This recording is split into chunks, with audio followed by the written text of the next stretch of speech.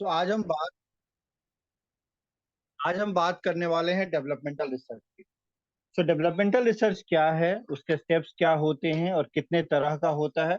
हमारा main focus इन्हीं चीजों के ऊपर रहेगा। ठीक है, देखो इसमें जो भी रिसर्च की फील्ड में जो क्वेश्चन आते हैं ना, कई बार बहुत स्ट्रेट फॉरवर्ड होते हैं और कई बार थोड़े से घुमा के होते हैं, बट ज्यादातर क्वेश्चन स्ट्रेट फॉरवर्ड होते हैं और बेसिक कंसेप्ट के ऊपर होते हैं। ठीक है, बेसिकली जो डिस्क्रिप्टिव डेवलपमेंटल रिसर्च होता है वह डिस्क्रिप्टिव रिसर्च या नॉर्मेटिव रिसर्च के अंतर्गत आता है। So developmental research as belongs to the category of descriptive or normative research studies that are mainly concerned with the task of knowing, describing, and analyzing the changes in the behavior and personality of an individual, along with the increase in their age, time elapsed, or efforts made for bringing such changes. So, the developmental studies or developmental research is nothing but just a type of research which considers or which describes the change in behavioral pattern of an individual with time, age, with time and age. जैसे कोई बच्चा बड़ा होता है,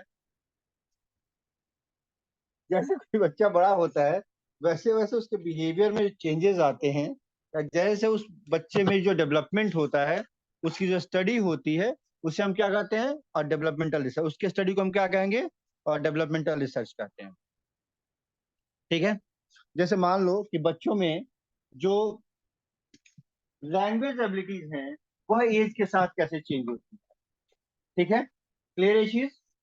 बच्चों में जो language abilities हैं वो कैसे चेंज हो रही हैं, आईक्यू और एज में क्या संबंध है, कैसे कैसे एज बढ़ने के साथ आईक्यू बदलता है। ठीक है, कैसे कैसे जो मेंटल एबिलिटी होती है वो कैसे चेंज होती है एज के साथ। क्लियर है? तो इसके अलावा किसी भी इंडिविजुअल में एज बढ़ने के साथ साथ उसकी जो मैनेजरियल कैपेबिलिटी होती है, उसकी जो लीडरशिप कैपेबिलिटीज होती हैं, वह कैसे चेंज होती हैं, वह कैसे इंक्रीज होती हैं। ठीक है, इसके अलावा एक बहुत इंपॉर्टेंट चीज है, ये सब तो इंक्रीज हो रहा है, क्या क्या इंक्रीज हो रहा है? मेंटल एबिलिटी इंक्रीज हो रहा है, ठीक है, आईक्यू इंक्रीज हो रहा है, उसका लैंग्वेज जो एबिलिटी है वह चेंज हो रहा है, वह बेहतर हो रहा है। लेकिन कुछ ऐसी चीजें भी हैं जो डिक्रीज भी होती हैं एज के साथ। जब एज बढ़ता जब एज बढ़ता है तो एज बढ़ने के साथ साथ क्या होता है? चीजों को जो याद रखने की हमारी कैपेबिलिटीज होती हैं, जो हमारी मेमोराइजेशन की एबिलिटीज होती हैं, वह धीरे धीरे रिड्यूस होने लगती हैं। ठीक है, इसके अलावा और क्या चीजें आते हैं? जैसे हमारी एज बढ़ती है वैसे वैसे जो हमारा लाइफ स्टाइल होता है उसमें चेंजेस आते हैं। ठीक है, इसके अलावा जो हमारे एकेडमिक और सोशल डेवलपमेंट्स होते हैं, ठीक है, अलग अलग ग्रुप्स में, अलग अलग इकोनॉमिक ग्रुप में अलग अलग तरह से होते हैं। ये सब कैसे कैसे चेंज होता है? टाइम और एज के अकॉर्डिंग चेंज होता है। ठीक है, अलग अलग इकोनॉमिक कंडीशन में रहने वाले बच्चों का जो एकेडमिक और सोशल डेवलपमेंट होता है वो अलग तरह से होता है, बहुत इंपॉर्टेंट है। एक बहुत मजेदार एग्जांपल मैं आपको देता हूँ।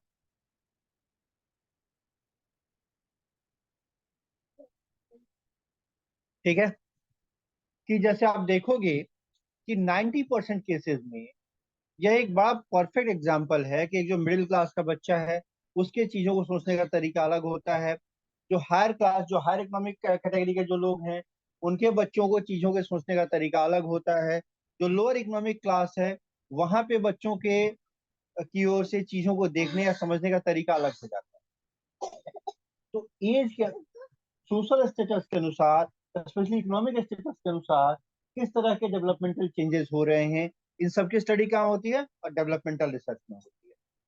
ठीक है, तो हम कह सकते हैं it is a type of non experimental research meant for studying and describing the characteristics of a developing individual as a function of time, age and change. Clear है? एक बार दोबारा बता देता हूं। तो डेवलपमेंटल रिसर्च एक ऐसा रिसर्च है जिसमें हम टाइम और एज के अकॉर्डिंग किसी इंडिविजुअल में आने वाले डिफरेंट चेंजेस की स्टडी करते हैं।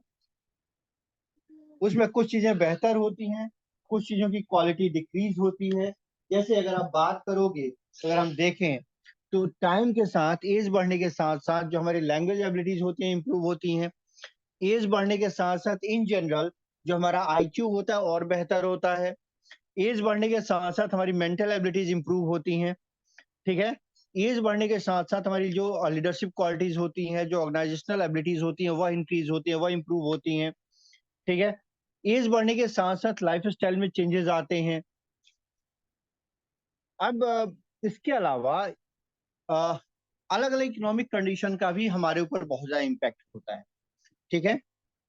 तो अलग अलग इकोनॉमिक कंडीशंस का हमारी एकेडमिक और सोशल जो एबिलिटीज होती हैं, जो सोशल डेवलपमेंट होता है, उसके ऊपर उसका इम्पैक्ट होता है। इन सब के अलावा एक और इम्पोर्टेंट चीज होती है कि एज बढ़ने के साथ साथ चीजों को याद रखने की हमारी जो कैपेबिलिटीज होती है वो रिड्यूस होने लगती हैं। बचपन में हम ज्यादा चीजों को याद रख पाते हैं, जैसे एज बढ़ती है चीजों को याद रखने की जो हमारी एबिलिटीज है वह धीरे धीरे क्या होती हैं, कम होती चली जाती है, अगर आप लोगों ने ध्यान दिया हो। अब ये बात करते हैं कि डेवलपमेंटल रिसर्च कितने टाइप का होता है। So there are three basic types of developmental research. First one is growth studies, second one is follow up studies, and third one is trend studies. ठीक है। सबसे पहला क्या होता है, ग्रोथ स्टडीज। दूसरा क्या होता है, फॉलो अप स्टडीज। और तीसरा क्या होता है, ट्रेंड स्टडीज। जो ग्रोथ स्टडीज होता है यह फर्दर दो टाइप का होता है, cross sectional studies and longitudinal studies. तो what is a growth study?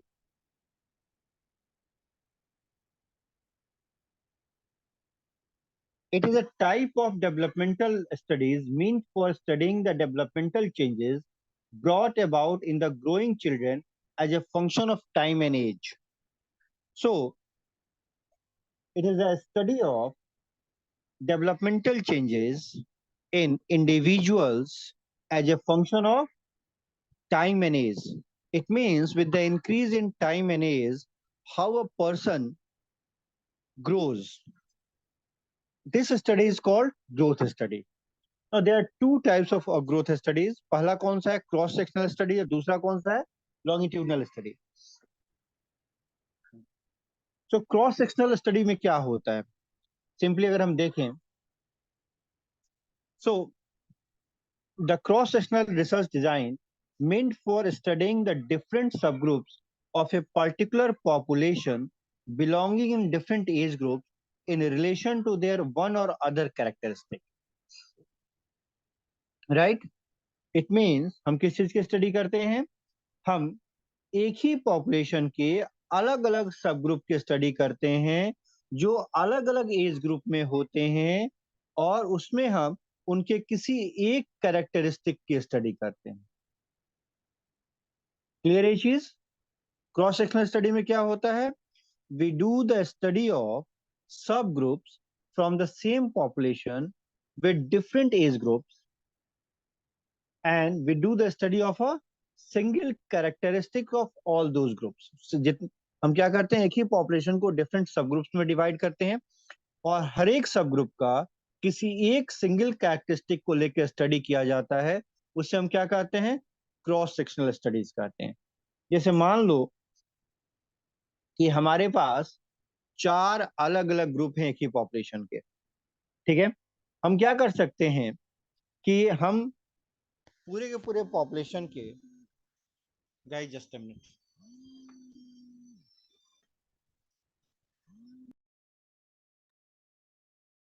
तो मैं आप लोगों से ये बता रहा था कि जो क्रॉस सेक्शनल स्टडीज होता है, इसमें हम क्या करते हैं, हम एक ही पॉपुलेशन के कई अलग अलग सब ग्रुप्स लेते हैं, और हर एक ग्रुप जो डिफरेंट एज ग्रुप का होता है, उन सभी ग्रुप्स को किसी एक कैरेक्टरिस्टिक के अकॉर्डिंग कंपैरेटिव स्टडी करते हैं। तब उस स्टडी को हम क्या कहते हैं, क्रॉस सेक्शनल स्टडी कहते हैं। जैसे मान लो कि हमने एक ही पॉपुलेशन में एक ही पॉपुलेशन में पांच ग्रुप पिक किए, 40 to 50 years, 50 to 60 years, 60 to 70 years, 70 to 80 years, पांच ग्रुप हो गए हमारे पास। ठीक है। और 80 to 90 ईयर्स। हमने क्या किया कि इन सबों की जो मेमोराइजिंग कैपेबिलिटीज हैं उसकी स्टडी स्टार्ट की। ठीक है। और सबों का जो मेमोराइज करने की कैपेबिलिटी है वह कैसी, इसका कंपैरेटिव स्टडी किया, तो इससे हम क्या कहेंगे, क्रॉस सेक्शनल स्टडीज कहेंगे। क्लियर है? गाइस क्लियर ये चीज? Yes sir. ठीक है।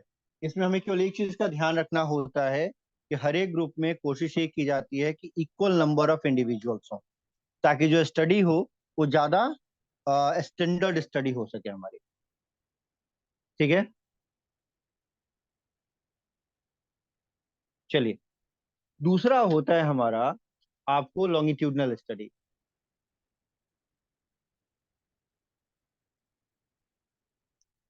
अगला क्या होता है? Longitudinal study. लॉन्गिट्यूडनल स्टडी में हम क्या करते हैं कि लॉन्गिट्यूडनल स्टडी, जैसा मैंने आपको बताया था पहले, कि जब एक स्टडी को काफी लंबे समय तक किया जाता है, किसी रिसर्च को लंबे समय तक किया जाता है, उसे हम क्या कहते हैं? लॉन्गिट्यूडनल स्टडी कहते हैं। ये तो याद है, one time research and longitudinal research का डिफरेंस याद है? कि वन टाइम रिसर्च जो एक बार में होता है, लॉन्गिट्यूडनल रिसर्च जो काफी लंबे समय में होता है, यह मैंने आपको बताया था। तो अब ये सोचो कि यहाँ पे लॉन्गिट्यूडनल स्टडी का मतलब क्या होगा। Think about it, take your time. मैंने आपको बताया था कि वन टाइम स्टडी जो एक बार में हो जाए, लॉन्गिट्यूडनल स्टडी यानी जिसे करने में काफी लंबा टाइम लगता है। तो यहाँ पर लॉन्गिट्यूडनल स्टडीज का मतलब क्या होगा?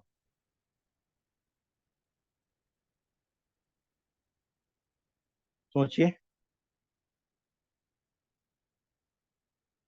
जहां पर मतलब ये होगा, अगेन लंबे समय तक हमें स्टडी करनी है, तो हम करते क्या है, एक ही ग्रुप होता है हमारे पास स्टडी का, और उसी को हम अलग अलग टाइम फ्रेम में स्टडी करते हैं। जैसे मान लो हमारे पास 50 पर्सन का एक ग्रुप है। पहले जब वो लोग 40 ईयर्स के थे, तब उनका मीन मेमोरी कैपेबिलिटी क्या था। फिर 50 ईयर्स के हुए तब उनकी मेमोरी कैपेबिलिटीज क्या थी। फिर 60 ईयर्स के हुए तब उनकी मेमोरी कैपेबिलिटीज क्या थी। जब हम इसके स्टडी करेंगे तो उसे हम क्या कहेंगे? उस चीज को क्या कहा जाएगा? लॉन्गिट्यूडनल स्टडी कहा जाएगा। ठीक है। मान लो एक बच्चा है, 5 साल का है, तो 5 साल की एज में वो क्या याद कर सकता है? 10 साल की एज में वही बच्चा क्या याद कर सकता है? 15 साल की एज में वही बच्चा क्या याद कर पा रहा है? यह स्टडी क्या हो जाएगी हमारी? लॉन्गिट्यूडनल स्टडी हो जाएगी। क्लियर है सबको? इसमें कोई डाउट? No sir. ठीक है।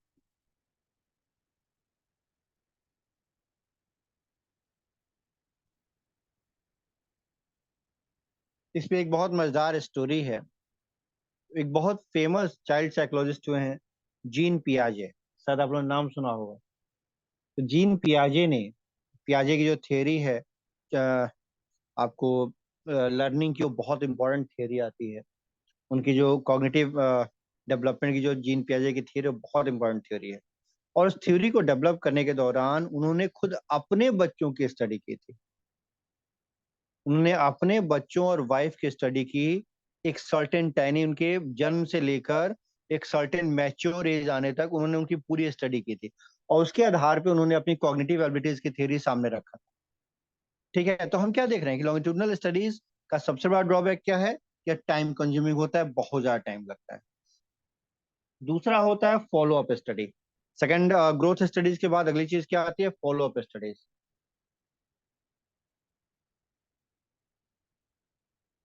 फॉलो अप स्टडीज का मतलब होता है, it is used for knowing about the status of the development of subjects going through a particular treatment.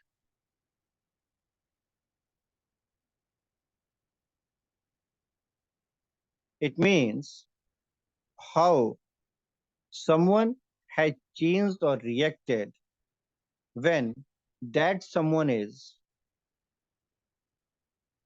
given a particular treatment or particular conditioning. अगर आप किसी person को एक पर्टिकुलर कंडीशनिंग देते हो, एक पर्टिकुलर ट्रीटमेंट देते हो, तो उसमें उस पर्सन में क्या क्या चेंजेस आते हैं, इसके स्टडी को हम क्या कहेंगे? Follow up study. यानी कि इस चीज के होने के बाद उसकी स्टडी। आपने मान लो किसी बच्चे को ट्रेन करने के लिए आपने उसकी कंडीशनिंग की, ऑपरेंट कंडीशनिंग किया, किसी भी तरह की आपने कोई भी कंडीशनिंग किसी बच्चे को ट्रेन करने के लिए किया, तो उस ट्रेनिंग के बाद उस बच्चे में क्या क्या चेंजेस आए, यह स्टडी क्या कहलाएगी? फॉलो अप स्टडी कहलाएगी। एक बहुत मजेदार एग्जांपल देता हूँ। मान लो कि मैं आपको पढ़ा रहा हूँ, पढ़ाने के बाद से फिर पढ़ाने के पहले मैंने एक टेस्ट लिया, और पढ़ाने के बाद फिर मैंने आपका टेस्ट लिया। तो पढ़ाने के बाद जो मैं आपका टेस्ट लूंगा, वो उसको हम किस में रखेंगे? फॉलो अप स्टडीज में रख लेंगे। क्लियर है ये चीज? गाइस क्लियर ये चीज? Yes, sir. इसके बाद आते हैं, अगली चीज आती है trend study. The trend studies are used to know about significant visible trends regarding the development of a particular phenomena, right? Now, जो ट्रेंड स्टडीज होती हैं यूजुअली लॉन्गिट्यूडनल नेचर की होती हैं, ये ध्यान में रखिएगा। ट्रेंड स्टडीज जो भी होंगी वो क्या होंगी? लॉन्गिट्यूडनल नेचर की होंगी, ये ध्यान में रखिएगा।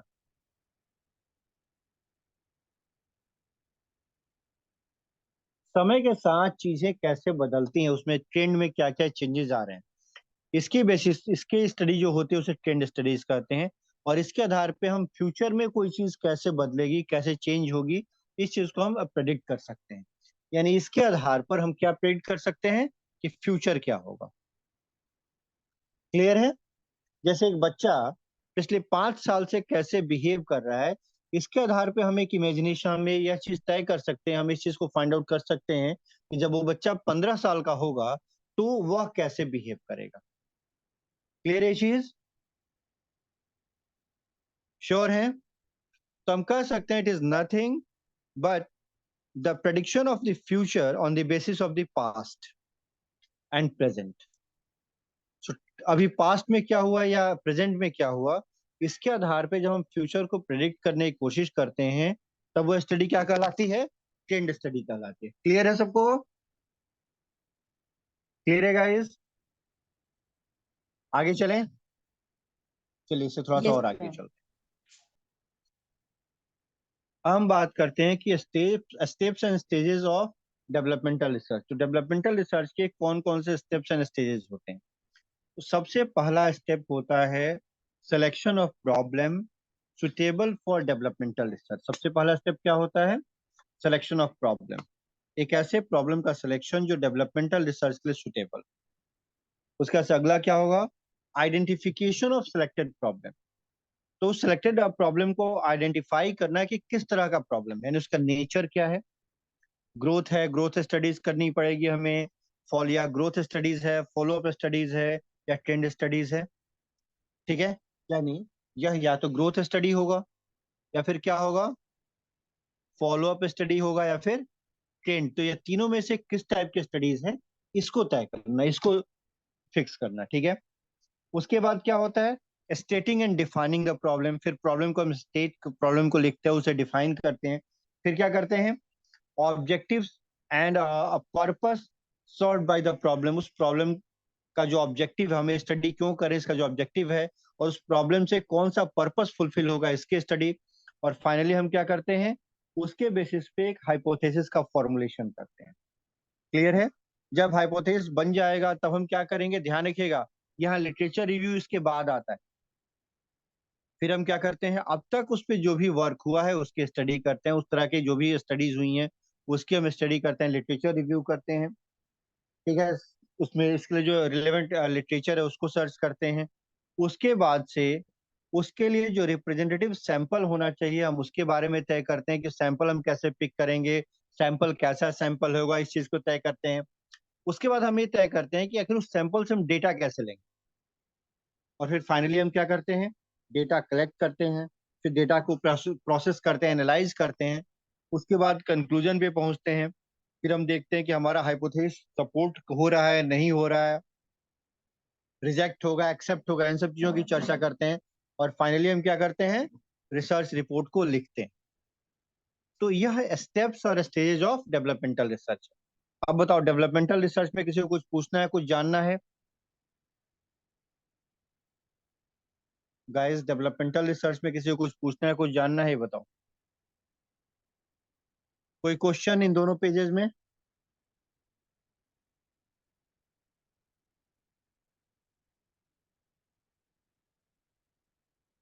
गाइस, कोई क्वेश्चन इन दोनों पेजेस में, बताओ। एक बार देख लो।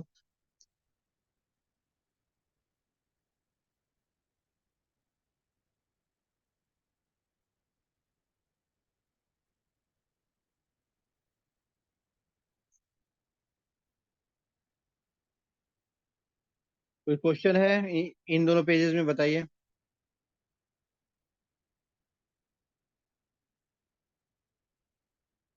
नहीं है तो चलिए, तब एक काम करते हैं, इस टॉपिक को यहीं रोकते हैं।